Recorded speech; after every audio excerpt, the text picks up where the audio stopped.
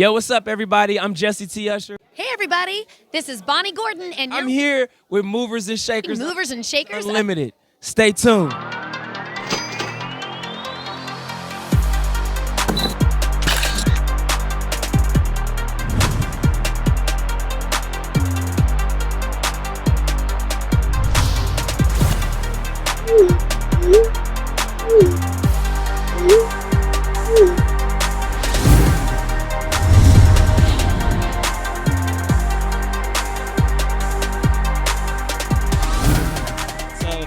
Talk to me, man. Like, we just had the end of The Boys. I'm not going to spoil it to those who haven't seen it yet, but man, the craziness, all I got to say, hero-gasm, among other things, man, like, so much. So can you talk to me just about, obviously I don't want you to go into any spoilers because I'm sure there's some folks that haven't seen it, but, just talking about, like, just the arc, of, A-Train and how he is, grown, because there's been so much that has happened over the first couple of seasons where he was relatively immature and not, taking, ownership of a lot of things. So can you speak to that?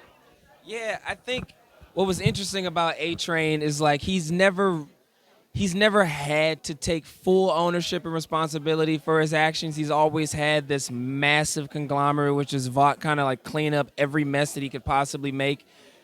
But when he lost his value, when he couldn't run anymore, he lost his value, and he had to, for lack of a better word, he had to slow down. And a lot of his past kind of caught up to him mentally, emotionally, and now he's, at least in the third season, he's in this place of like just desperately trying to feel relevant again. He's scared of losing the position that he's in for obvious reasons, but for reasons that are still yet to really get, that we've really been able to get into. It's just been in a tough spot, and he's been like clawing his way out, and it's just been putting him into a deeper hole, which is then allowed me, like as an actor, to explore areas within this character that we've never really been able to dive into up until this point. He's been able to just outrun everything, but now all of a sudden he had to like stand and face stuff, and it's allowed him to feel human again. And just be vulnerable and be open, and that's something that was nice and fresh and amazing to explore, throughout the third season. Excellent. Now, you've had an opportunity to be a part of some incredible projects. The Boys, we just touched on that just now, but we have Independence Day, of course. So, in speaking to that, can you, speak to perhaps, what it is that draws you to certain roles and how that has shaped into, many of the opportunities, that you've been able to, come across? It's a different process every time, Sometimes it's a filmmaker who's involved in the project who kind of brings it to me, and just the way that they talk about the project, you know that the passion is there and like it draws you in. Sometimes I hear a storyline and it sparks my interest immediately, and that's something that, I try to go after as much as I can, as best as I can. But it's different every time. Like with Independence Day, I was in the gym working out with my trainer, and he also trains Harold Closer, who is a producer and the composer for Independence Day. He does a lot of movies with Roland, and he just like passively said like, yeah, we're doing another Independence Day. And I immediately jumped up. I was like, what you mean you're doing another Independence Day? Because I love the first one, you know what I mean? So just to have the opportunity to even be considered for that role was huge for me. It was such a liberating feeling, and it was such an experience, and like everything was just shiny and new, you know what I'm saying? It was all something I've never experienced anything like that up until that point. So it was great, and then stuff like The Boys, where I had no idea what The Boys was. I had no idea what the show was gonna be.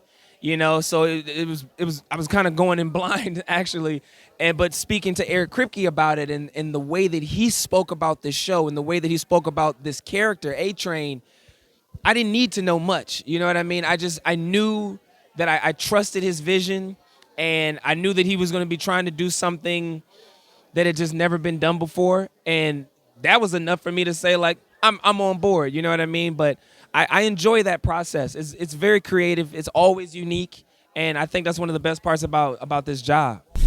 Now, lastly, I'll speak to just con culture, in general.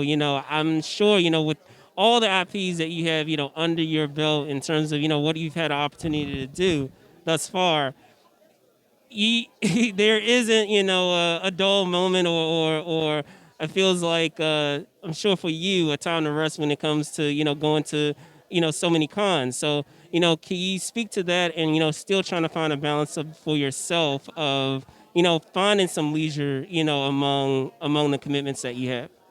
Yeah, a lot of people like have been bringing this up to me in the recent years. They always say that like my social schedule is more hectic than my work schedule. But to be honest with you, in this industry, we just never know like what control we'll have to relinquish. You know what I'm saying? Like I don't get to choose where we film. I go where the project is. I go where the work is. And if I choose a project and it shoots in Canada, then I'm in Canada. If I'm shooting something, it's somewhere else. Then it is what it is. There's so much that like I don't have control of. So when I do have time, I take advantage of it. You know what I mean? Every moment at home with my family is like maximized. Me and my daughter are always on the move. We're always doing stuff just because, if I'm shooting The Boys for 6 months, we don't get to really have as much time together for those 6 months. So like when I'm home, if I'm there for whatever, a whole summer, we're doing something every single day. That's kind of how I balance it out so that I can feel comfortable being away for so long or, just not having access to the things that I care about that matter to me, being close to my family and all that kind of stuff.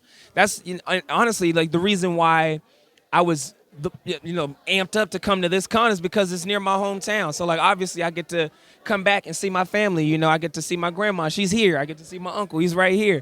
You know what I mean? Yeah. But it's the truth. You know what I mean? Like that's just the kind of person that I am, and I take advantage of my time whenever I can. And I try to maximize my experience because not only am I dedicating a lot of myself to my job and my craft, but you just never know how long you're going to be here. You know what I mean? So I'm taking advantage of every day. Thank you so much, Jesse. Enjoy the rest of Shore Leave and look forward to what you have next, man. All right. Bye.